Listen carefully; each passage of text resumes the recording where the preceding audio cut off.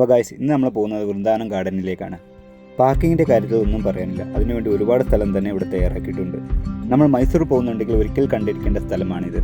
അപ്പോൾ ഇവിടുത്തെ ticket rate മുതിർന്നവർക്ക് 100 കുട്ടികൾക്ക് 50 രൂപയുമാണ്. ആദ്യമായിട്ടാണ് നമ്മുടെ ചാനൽ കാണുന്നതെങ്കിൽ ഒന്ന് സപ്പോർട്ട് ചെയ്യാൻ മറക്കരുത്. മൈസൂർ ഗാർഡൻ മൈസൂർ സിറ്റിയിൽ നിന്നും 25 കിലോമീറ്റർ ആണുള്ളത്. ARS ഡാമിൻ്റെ സൈഡിലാണ് ഈ ഗാർഡൻ സ്ഥിതി ചെയ്യുന്നത്.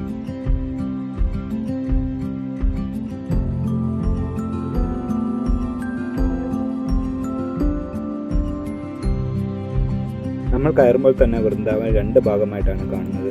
ഇത് ഡാമിൽ നിന്നുള്ള വെള്ളമാണ്. റൈറ്റ് സൈഡ് ഫൗണ്ടെയിനിലോട്ട് പോകാൻ വേണ്ടിയിട്ട് ബോട്ടിങ്ങും കാര്യങ്ങളും ഉണ്ട് ഇവിടെ. 1 സൈഡ് പോകണമെങ്കിൽ 50 രൂപയും 2 സൈഡ് ആണെങ്കിൽ 100 രൂപയുമാണ്. നമ്മൾ ആദ്യം പോകുന്ന ലെഫ്റ്റ് സൈഡ് ഗാർഡനിലേക്കാണ്. ഇത് ടോട്ടൽ 60 ഏക്കറിലാണുള്ളത്. അപ്പോൾ മൊത്തത്തിൽ കാണണമെങ്കിൽ 2-3 മണിക്കൂർ വേണം. ഇവിടെ ഒരു വർഷം 2 മില്യൺ ആളുകൾ വരുന്നുണ്ട് എന്നാണ്. ഇവിടെ വരാൻ പറ്റിയ സമയം ഈവനിങ് ടൈമാണ്.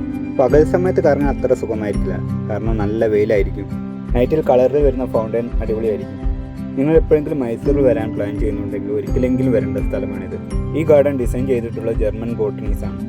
ലേസർ പ്രോഗ്രാം 7 മണിക്കാണ് സ്റ്റാർട്ട് ആവുന്നത്. അതുവരെ നമുക്ക് വെയിറ്റ് ചെയ്യാം.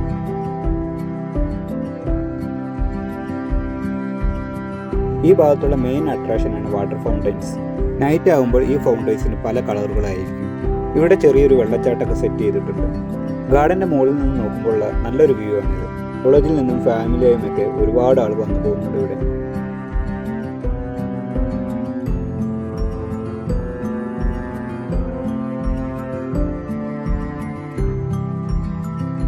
അതുമാത്രമല്ല, കുട്ടികൾക്ക് കളിക്കാനായിട്ടുള്ള ചിൽഡ്രൻസ് പാർക്കും ഇവിടെയുണ്ട്. സമയം 7 മണിയായി. ലേസർ പ്രോഗ്രാം തുടങ്ങാനുള്ള സമയമായി. ഇനി നമുക്ക് അങ്ങോട്ടേക്ക് പോവാം. ഇന്ന് കുറച്ച് തിരക്ക് കുറവാണ്. അല്ലെങ്കിൽ ഈ കാണുന്ന വഴിയിലൊന്നും നടക്കാൻ പോലും സ്ഥലമുണ്ടാവില്ല. ഈ കാണുന്ന തടാകത്തിൽ ഒരുപാട് മീനുകളും കാര്യങ്ങളുണ്ട്.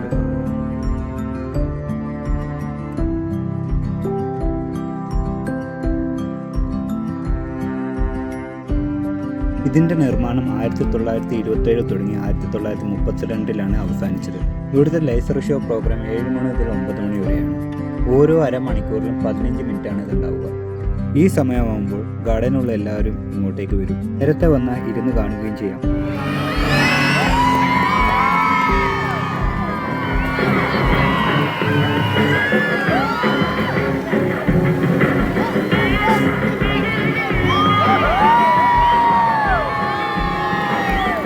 അപ്പോൾ പരിപാടി കഴിഞ്ഞാൽ നമ്മൾ ഗാർഡനിൽ നിന്ന് പെട്ടെന്ന് തന്നെ ഇറങ്ങി.